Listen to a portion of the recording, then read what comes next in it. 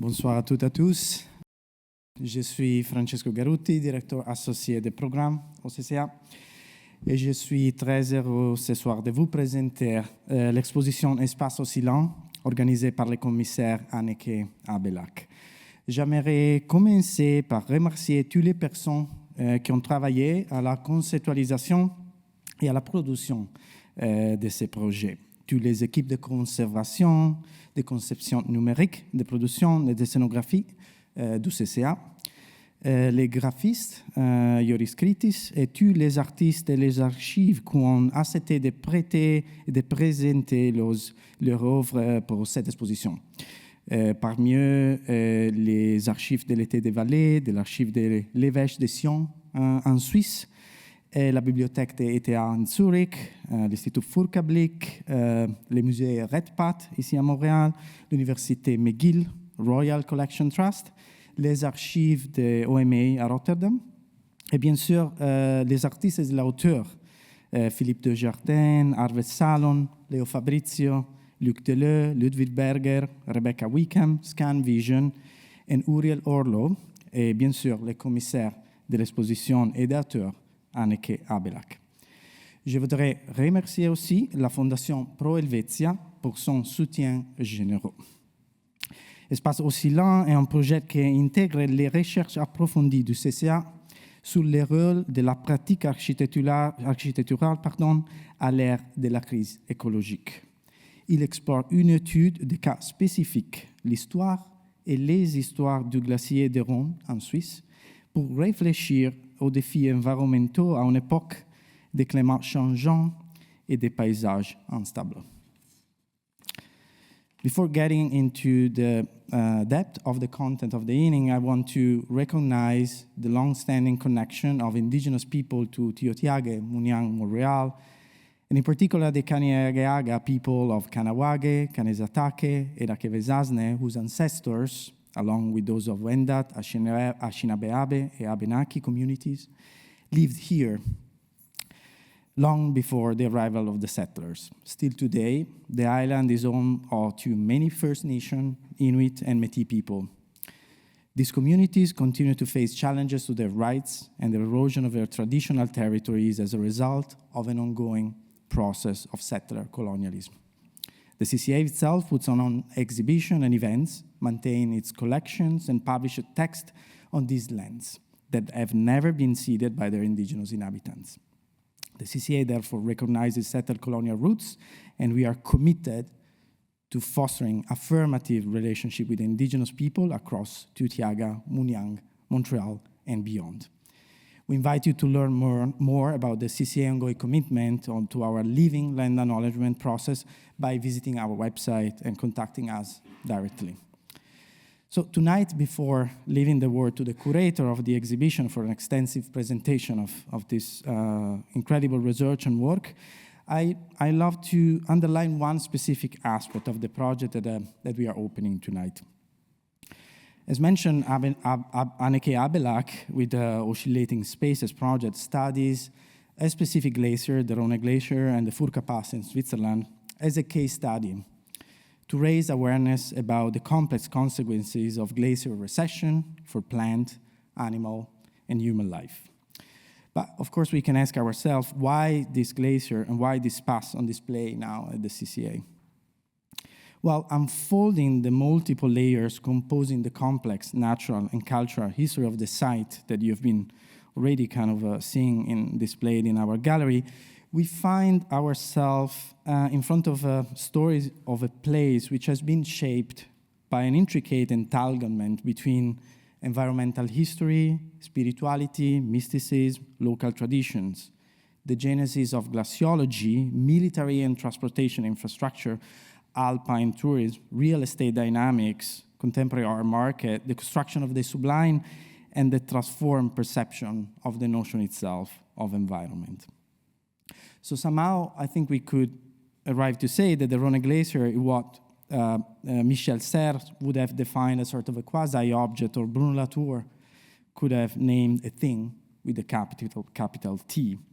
So elements capable of an agency between the human and the no-human, objects, sites and places which, once analyzed and dissected, are able to present us a complexity of narrative and themes that can allow us to go deeper into understanding of our time, of our ecological crisis. So beyond the specificity of the site, beyond the Rhône Glacier, and beyond that corner of the Swiss Alps. We are all looking forward to know more from Anneke tonight, and so I'm just really glad to introduce our curator. So Anneke Abelak is an independent curator, writer, and researcher based in Zurich, who develops projects in the field of contemporary art, architecture, and public space. She has worked at the Netherlands Architecture Institute as assistant curator, and intermediate chief curator. At the NAI, she established the Studio for Unsolicited Architecture. Anneke Abelak joined AMO to lead the OMA Progress exhibition at the Barbican in London in 2011 and was the head of the public program at the Berlage Institute in Delft. She taught the course Exhibiting Architecture at the ETH Zurich, and within the context of the Drop City in Milano, she's been curating the public program titled On Public Agency in 2023 and Architecturing the Future in 2024.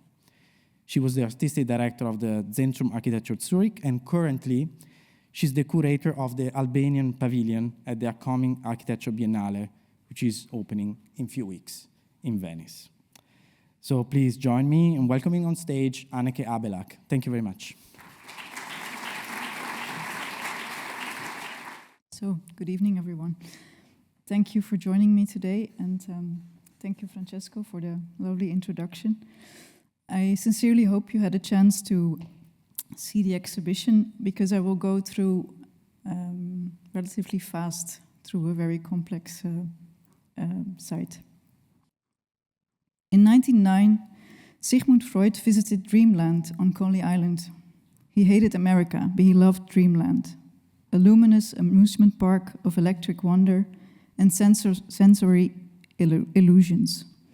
One attraction in particular, coasting through Switzerland, offered a fantasy of the Alps.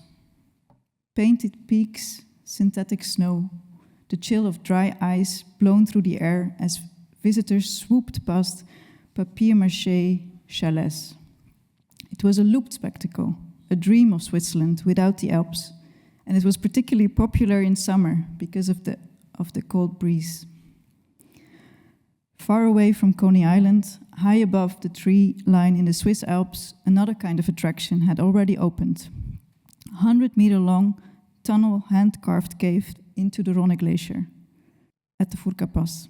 Built each summer since 1885, it offered no simulation. Visitors walked inside the ice itself into a deep blue world of geology and melt.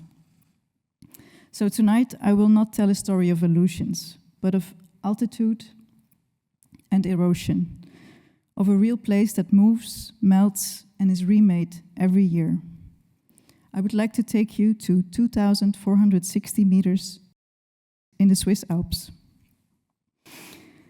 So we arrive. I'm naturally high and lightheaded because of the altitude indeed, but also because of the vastness, the way the sky stretches thin, the way the silent rings. Up here something loosens. Awe arrives quietly, like breath in cold air, and with it a kind of fear of how easily I could vanish into this scale, how small I am against so much stone, so much sky. Usually it takes me 3 days to be able to sleep here. The height makes me begin to listen differently, like a marmot pausing for the wind. I tune in to rock, to ice, to the quiet markings left by those who passed through us before us, who passed through before us. The road beneath us is not just a scenic one, it's a military route, carved into the mountains in the 19th century to connect the cantons of Uri and Valais. Its construction followed the contours of strategy and sovereignty as much as geography. Even now, traces of its defensive purpose remain. Bunkers tucked into cliff sides, observation points disguised by stone. But over time, war gave way to wandering, and the road became a passage of curiosity, tourism, and pilgrimage. There are 2 tempi here, Summer, when the road reopens and bodies return, when there are cars, hikers, cameras, movement and presence for a season. And then the winter, as we see here, when the past falls back into itself, hidden under snow and dream. It becomes unreachable but not forgotten, held in the mind like a scene from a dream that almost made sense. So you can only see the past as we see it now here, either if you are a bird or when you take a helicopter like Remco has. Above the tree line, the landscape seems still, but that stillness lies. The mountain shifts, ice resides. Cultures layer themselves over stone. This talk, much like the exhibition, is like a field report. It's a mediation on transformations, both environmental and cultural. And at its center lies the Rhône Glacier. Once a prominent subject of scientific observation and public fascination, it's now a visible marker of climate change and environmental loss. Yet, the glacier continues to serve as a site of engagement. Artists, scientists, and thinkers to return to it not only to document its retreat, but to reimagine our relationship to landscape, time, and permanence. In this very fragile context, the glacier becomes more than a natural feature. It becomes a space of inquiry, where human perception and planetary change intersect, a place where fragile forms of attention persist. Tonight we go through the histories etched into this landscape. We consider the early cartographers who, with astonishing patience and a deep reverence for the terrain, traced the glacier's oscillating breath over time. We meet the artists of the Furk Art Residency, who in the 80s and 90s treated the Alpine environment not as a backdrop, but as an interlocutor. Their work reminds us that art, like nature, is an act of attention.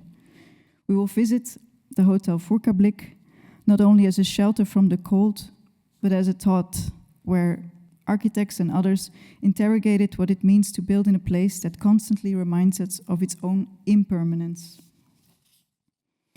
As a lover of all living things, I invite you to think of the glacier not only as a subject of scientific measurement or aesthetic contemplation, but as a living archive. It's a home to many species, visible and invisible. It's a retreat. It's not just data. It's a loss of memory, of habitat, of voice. Let us open the door to the glacier. In the 19th century, the Rhône Glacier became the subject of one of the earliest and most ambitious acts of Alpine cartography in Switzerland. It is tempting to picture these cartographers as distant clinical observers, but they were not. They were field workers in the truest sense, exposed to the cold, working with rudimentary instruments attuned to the glacier's mood. And perhaps, without fully being aware of it, laying the groundwork for a new spatial intelligence. With every triangulated line, every watercolor shading of crevice and moraine, these maps performed more than measurement. They created a narrative, a slow, meticulous observation of a living landscape in motion. These were not passive documents. These were acts of care that took 25 years to make. To draw the glacier was to acknowledge its instability. To measure its edges is to acknowledge their change. What these early scientists could not yet predict, however, was the rate at which their object of study would diminish. Their maps, once celebrated as testaments of precision, have become artifacts of loss. Today they serve as temporal windows into a topography that no longer exists, at least not in the same form as when they made it. And yet there is something profoundly moving in this, that architecture, science, and art, so often categorized separately, can all converge through acts of attentive witnessing. These early glacier maps now sit alongside these contemporary 3D scans made by ScanVision, also to be seen in the exhibition. And the maps are not just outdated tools, but they are very eloquent counterpoints. For me, they are reminders that knowledge and ice accumulate slowly and disappear very fast and swiftly. So as we stand before them in the CCA octagonal room, we are not simply looking at where the glacier was. We are encountering the very human desire to understand, to orient, and to belong. By the 80s, the glacier had already begun its quiet retreat. But while the ice withdrew, a new kind of present moved in, not to conquer, but to listen. The Furk Art Project emerged with a question. What happens when art is not in a studio, but in a landscape? Specifically, a landscape that is breathing, melting, shifting beneath your feet, when failure is a constant. Located near the Rhône Glacier, the Hotel Furkablik was reimagined as a site of artistic encounter. Furk Art was a residency and a reorientation. There was little insulation from the weather. The installations, interventions, and conversations that took place here were often quiet, ephemeral, and physically modest, but intellectually immense. They became studies in fragility, in presence, and in time. In many works, as we see in the show, we see Furk Art's ethos, architecture and art not as intervention, but as a response. For instance, the dark humored work of Roman Ziegner, who is an artist, alchemist, and instigator of quiet detonations, is also present. His table with rockets, created at Furkablik, captures his signature blend of absurdity and precision. Ziegner once said, "Always in my work something is going to happen, is happening, or could happen." That sensibility, open-ended, watchful, alert, mirrored Furk Art's own spirit. His work didn't attempt to dominate the landscape, but rather to converse with it, to test it gently, as if asking, "What are you willing to reveal?" Other contributors brought equally nuanced work, each revealing new facets of what it means to create in a place that is always unmaking itself. The artist Panamarenko was so taken by this site that one of the houses was converted into his atelier by the Belgian architect Luc Deleu, and it's still owned by his family. So Furk Art was not about permanence, it was about perception. It asked the important question, how do we dwell, not just physically, but intellectually and emotionally, in a place that resists to be fixed? And that is perhaps its enduring legacy. It doesn't offer us answers, but a model for listening, for being porous, for cohabiting with change. Next to artists arriving to listen, tourists came to look as well. By the mid-19th century, the Rhône Glacier had become one of the crown jewels of the Alpine tourism. What had once been mapped with scientific reference and now was now consumed as sublime entertainment, and the infrastructure followed. At the top of the Furka Pass, a string of 6 grand hotels appeared with their bourgeois elegance, and one would arrive by horse and carriage. Most famously, the Hotel Belvedere, built in 1882, perched on a hairpin curve on the Furka Road, facing the glacier like a theater box, turned toward the stage. Here, nature was curated for imperial eyes when Queen Victoria herself visited the glacier, guided by local hosts who carved a path into the ice for her entourage. The visit added to the glacier's aura of distinction. What had been wilderness became destination. But it was not just royalty that came. As the century turned, British mass tourism followed. Postcards, guidebooks, rail timetables. The Rona Glacier, once studied for its complexity, was now consumed for its surface beauty. To see it was to be modern. To photograph it was to possess it. The most surreal gesture of all may have been the Ice Grotto, a 100-meter tunnel carved annually into the glacier's edge, lit with blue light, smoothed for safety, and sold as a walk inside nature itself. It was a marvel, to be sure, a cool blue capsule of wonder, but it was also a paradox. A glacier must be destroyed a little bit in order to be toured. And yet, there was awe too. There always is when standing before something vast and ancient and cold. Tourists gasped, children shrieked with delight. Photographs were taken, yes, but so too were silences held. Today the hotels have emptied. The glacier has withdrawn from the road's edge. The Belvedere sits shuttered, its curved facade now facing absence. What remains is a kind of melancholic theater of climate, of history, of vanishing scale. To walk here now is to feel time tick in the air, not nostalgia, exactly, but the ghost of a choreography of cameras clicking, engines, footsteps crunching toward a tunnel of ice that hopefully soon no longer opens. Before the Furka Pass became scenic, it was strategic. This ribbon of road, now associated with postcards and panoramic drives, was once a thread in a much more deliberate network.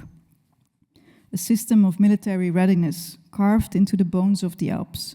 Switzerland, though famously neutral, was never naive. Its neutrality was and remains fortified. The Furka Pass, at over 2,400 meters, links the cantons of Uri and Valais, offering not just views, but control. Built in the 1860s and expanded into a proper road by the 1890s, it was originally conceived with military utility in mind, transversable by troops, guarded by elevation, and difficult to flank. It was a pass in both the poetic and the tactical sense. And embedded into this road and the rock surrounding it is an architecture few visitors notice, though it's all around them. Bunkers, artillery positions, camouflaged doors that lead nowhere and everywhere. The photography of Leo Fabrizio shows that in the exhibition. These structures, often disguised as chalets or embedded into cliffs, belong to the Swiss National Réduit, a vast network of defenses constructed especially during World War II and maintained well into the Cold War. The idea was simple and chillingly elegant. In case of invasion, the Swiss would retreat to the Alps, blow up the bridges and hold the line in the mountains. Here the landscape wasn't just scenery, it was a strategy. The glacier wasn't a marvel, it was cover. The bunkers, solid, spare, functional, form a kind of an anti-architecture. They don't express, they don't welcome, they don't even explain themselves, but they are spatial arguments nonetheless, about endurance, about silence, about being unseen. To walk the Furka now is to trace overlapping histories, the pastoral, the picturesque, the performative, and the paranoid. Few visitors know that just behind a rocky outcrop or beneath a lichen-covered ledge might lie a steel door, a tunnel, a command post. They have become ruins without ever becoming ruins. This infrastructure belongs to a different kind of time, not the geological scale of the glacier, nor the touristic rhythm of seasons, but a suspended time, the time of potential crisis, a time always ready, until now never used. As the glacier resides, as the hotels close, as the tourists dwindle, the bunkers remain, watching nothing, protecting no one, holding their breath in stone. The landscape of the Furka Pass, with its rugged beauty, exists in a delicate balance between the pastoral and the modern. The ancient rhythms of the Alps, shaped by glaciers and seasons, coexist with layers of infrastructure and tourism that have transformed it into a spectacle. This collusion of simplicity and complexity mirrors broader tensions between rural traditions and urban encroachments. This dynamic is captured in the movie in the exhibition called How to Lease a Cow, a project by Harvest Salon. The project delves into the effects of energy infrastructure on rural communities, focusing on the Alpine village of Guttanne in the Valais, on the left side of the Furka Pass. Historically, Guttanne's residents owned cattle and relied on farming. However, the arrival of a regional hydropower company disrupted this way of life, eroding the village's 500-year communal farming culture. Much like the village of Guttanne, the Furka Pass has undergone transformations that reflect broader societal shifts. The bunkers and the military infrastructures embedded in the landscape speak to a history of defense and strategic importance. Meanwhile, the tourism infrastructure, including hotels and the ice grotto, reflect the commodification of the natural environment for consumption. The question raised by How to Lease a Cow is not just about the detachment between urban and rural, but also about how we experience nature in an increasingly mediated world. It challenges us to consider how far removed we are from the actual labor that sustains rural life, even if we seek to reclaim it as a part of our cultural narrative. In the case of the Furka Pass, it's not just a tourist destination or a military pass, it's also a reflection of how we want to imagine the landscape, how we want to experience it, and ultimately, how we want to consume it. Beyond the layers of history, infrastructure and commerce, there's something else at play in the landscape, the Fourca Pass and the Rhône Glacier. It's an undercurrent of the spiritual, a sense of reference that transcends the physical and the commercial, connecting the observer to something older, something deeper.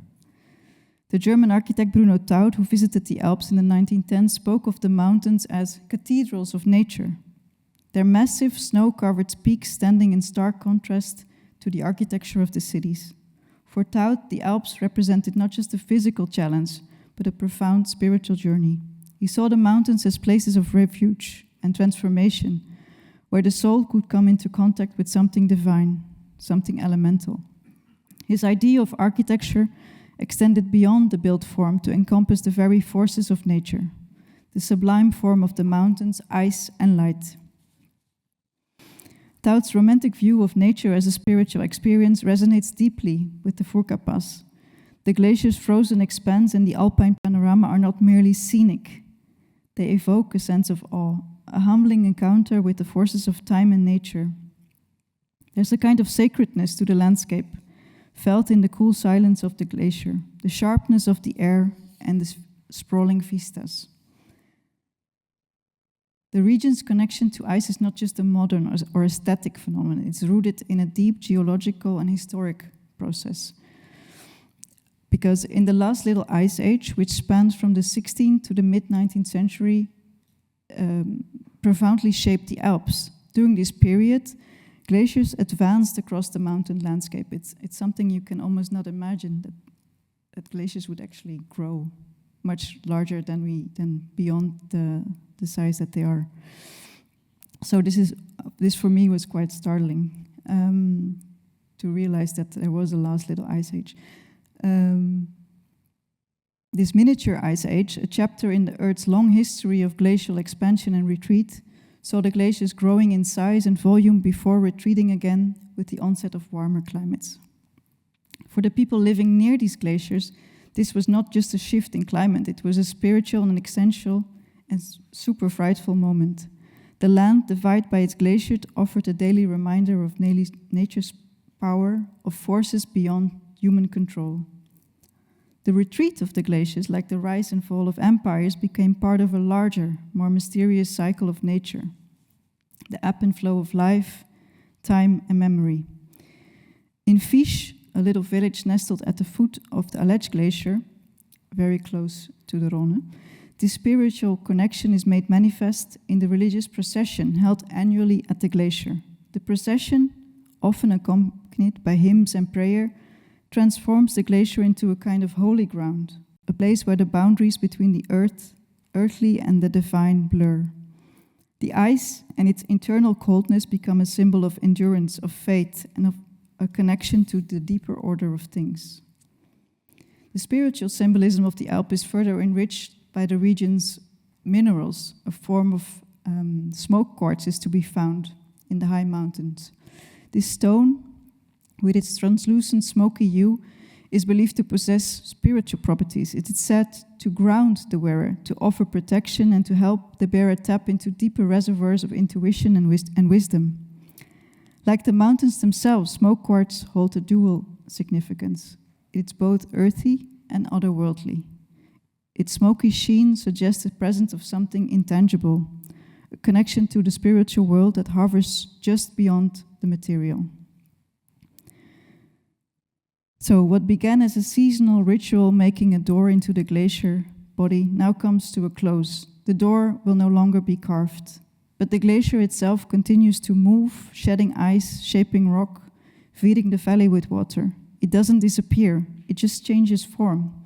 In its retreat, it gives way to a new landscape, a glacial lake that will one day be among the largest in Switzerland. For us, it's no longer just about witnessing these changes, it's about learning how to live with them. The glacier forces us to adapt, to rethink what we value, how we move, and how we care for the places we inhabit. It's no longer just a spectacle, it's a condition we must live with. And in that, perhaps, there's a whole different kind of awe. This last image is is a work of mine which I made the first time I was doing a residency at the Furka Pass. It's cyanotype. Cyanotype is a 19th century photography form.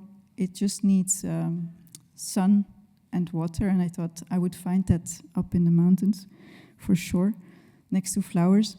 And I thought to map by each year that I would go there, the flowers on a specific, on that height where the residency is.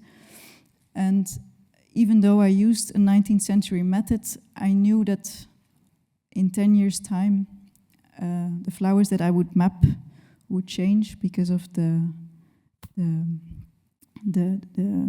how do you say, the movement of the flowers by the climate. Because by the climate becoming warmer, the flowers, they start to go up and up, like the work of Uriel. Actually, this was it. I wanted to extend my deep admiration and gratitude to the whole team of the CCA. The exhibition was postponed 2 times, and as Francesco was saying, I'm about to open an exhibition in Venice, and without the help and support of especially Laura Aparicio, I don't know if Laura is still here, this exhibition wouldn't have been what it is. So I would like to have an applause for not only myself, but for everyone.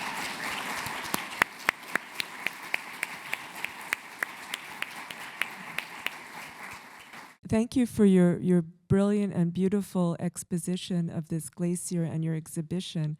And you talked about the site and the mapping of the site. Sorry, could you stand up, because then I can see you? Okay, thanks. Yes. So you talked about the site and the mapping of the site. It was the mapping of the glacier, creating a new spatial intelligence. Could you describe? I think we can all imagine aspects of a new spatial intelligence, but what do you mean by a new spatial intelligence that was being created? Yeah, so this is one of the 8 maps that is in the exhibition, and as you can see here, so it was actually, I found it was a report on the Rhône Glacier, the mapping, because the scientific mapping of Switzerland started at the Rhône Glacier, and they basically made 5 lines. The straight lines were in the first years, and they were stones in different colors. So we see red stones, green stones, black stones, blue stones, and they all started on another line. And for 25 years, every September, they would go look for the stones and then see where they were, how the movement of the glacier developed over a year. By now, we all know that the glacier moves, but in 1874, it was just this enormous fast.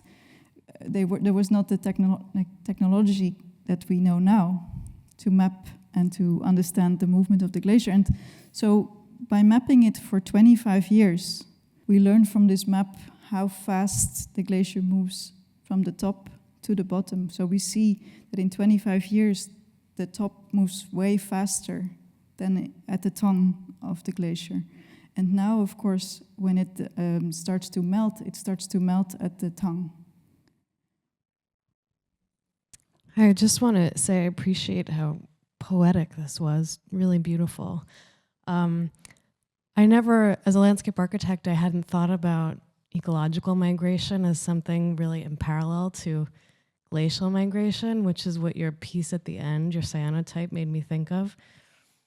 I'm wondering, unfortunately, I haven't seen the exhibition yet. I'm planning to do that after this, so excuse me if I miss something, but I'm just imagining like that there could be, maybe there is already like a companion mapping going on with your cyanotypes. Like I'm picturing something maybe akin to this, where like we see the migration of these wildflower ecologies. I guess that's not really a question. But I guess, is there a plan, beyond this for your cyanotypes as it relates to sort of mapping and migration? Besides the fact that I started enjoying doing them, also on the Furka Pass, I didn't go into that either. I don't go into the exhibition. There is the ETH biology department, and they kind of map the movement of the flowers. And also in the exhibition, there's a work by a Swiss artist called Uriel Orlo, where he talks about this movement of flowers through time. And for me, it was more, I started with this very old method of photography because I just wanted to learn something new. I was going to this residency and I thought, okay, let's also try something new. And this cyanotype was just part of that. And also, I liked this idea because I knew about these 19th century hotels to bring a 19th century method and still do something contemporary because of my project was contemporary. And the fact that you only need sun and water to do something like this. Because you have to imagine when you're in a space like that, you have to bring everything up. The closest shop is an hour away. And this is just a grocery shop. But if you need something specific, like photography paper or whatever, you have to go beyond. So somehow the idea of bringing something that needed very little became very attractive. You've never been thinking of mapping, like of taking notes where you were collecting the flowers and the plants? So I was there and there were many other people in residence and everybody came with their own fascinations. And the second time I was there, I joined with a girl and we were going mapping, and then in the end we stopped the mapping and we started to make a tablecloth out of the, so one thing led to another. So, but I never thought of doing it. I just thought I go every year and whatever flowers I find, this is my mapping, more intuitively instead of very scientifically. Just a curiosity now that you were talking about your experience there. Could you tell us more about how these art residencies came about, and also based on your experience, what you think came out of them, or like what is the impact in a way of why there and what can come out? I mean, I never was in a sublime space before.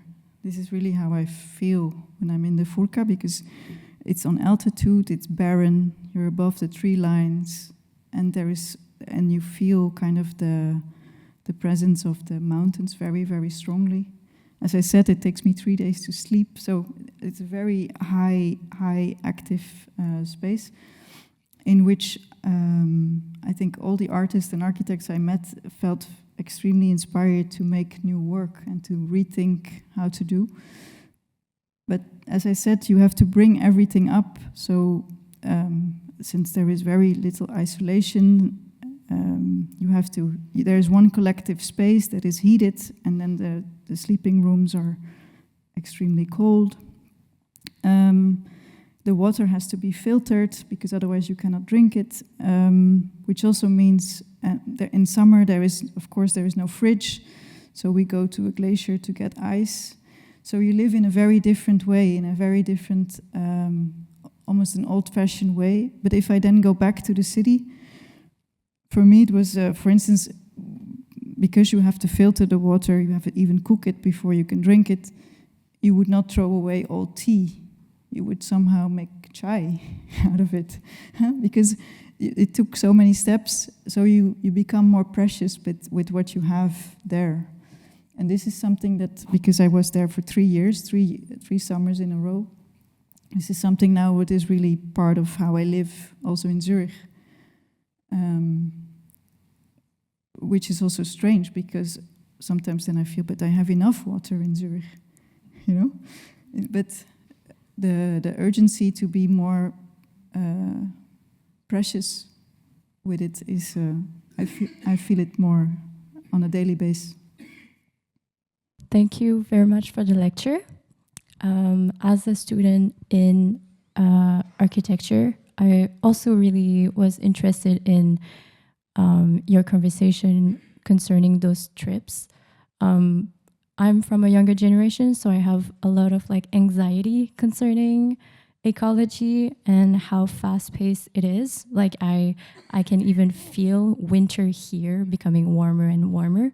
And I was wondering if between those trips you kind of felt it as well, and how the people that you met, you said that you met a few architects, went there and studied this case and how they applied it to the field of architecture, how those trips kind of inspire a new way of constructing. Yeah, so I mean, it was a residency that was made by the chair of Jan de Vilder, who is an architect at the ETH. So most of the guests were architects or affiliates, or some artists, and but everybody came with their own preoccupations because we were free to do whatever we wanted to do. And for instance, the people who made these 3D scans, these are also architects working at the chair of Christophe Giraud at the ETH in Zurich, and they made this point cloud 3D scannings. In the exhibition, there is also the work of Ludwig Berger, who is not an architect, but an artist who recorded the sound installation of the glacier. There was also people making a barbecue out of just out of aluminum and the sun. So, but to answer your question more broadly, I think the people that spend time there, they have this awareness that I just described, and their work is informed by staying there. And as you were saying, your generation is much more aware of this crisis and also deals with it more consciously. I think if this is now in choices of material or the methods, or in, so this is also really the hope that I see when I'm in a residency like that, to see everybody working towards that in one way or another, because these residencies are also 4 days to 10 days, so you cannot do a lot of large works. But I think every step towards thinking with a greater awareness of the greater ecological awareness is already is needed.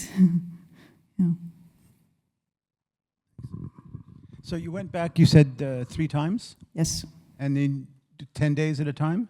The first time 10 days, and then for a long weekend, and the second time a week, and another week, and this third time a week. And which month? So I was always there in July or August. Okay. I'm sorry you couldn't have stayed longer.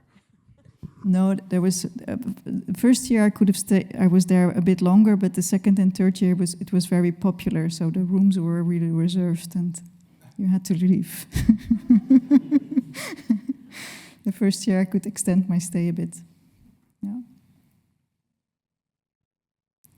So, Anneke, you mentioned the work of Ludwig Berger, who is an artist who's been recording the sound of the glacier melting. We just wanted to mention that Ludwig is an artist based here in Montreal, and he will be on the 14th and 15th of June working here in delivering a workshop on the idea of deep listening and field recording. So it somehow is a sort of a kind of an exploration that is drawn, on your project, but then opens up to the idea of kind of understanding the landscape through, the logic of listening. And this is also something I want to mention to all of you. If there are no other questions, I think there's, we are all kind of looking forward to go back and see the show and kind of dive into the multiplicity of different objects that Anneke has been bringing here, displaying for us. And of course, I want to thank you again, Anneke, for all your work. Thank you very much. Good night.